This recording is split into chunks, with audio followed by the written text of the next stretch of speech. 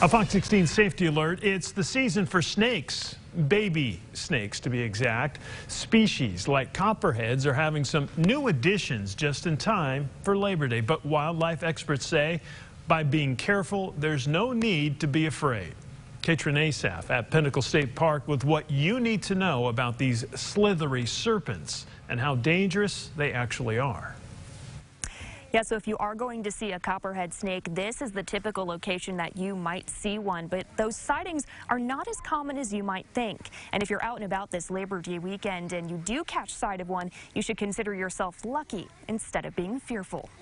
For Daniel Marchiafava, the outdoors is his comfort zone. And especially over out there. The young visitor from Louisiana has enjoyed taking in all Pinnacle has to offer, including the resident reptiles. You could tell a lot just by looking at its scales. Daniel's on his way to being an Eagle Scout, so slithery serpents aren't one of his phobias. As a scout, I've kind of grown up seeing snakes. But for much of the population, that isn't the case. With copperhead babies popping up in parks and an explosion of snakes' favorite food, Arkansans are weary of seeing something like this. Interactions are inevitable. Matthew Friant is an avid defender of our scaly friends. He says although common, copperheads and other snakes like to stay hidden, and the best way to avoid their bite is to stay on course. Stay on path and just make sure you're watching out where you're placing your foot. If you do happen upon a snake, just leave it be. Wait.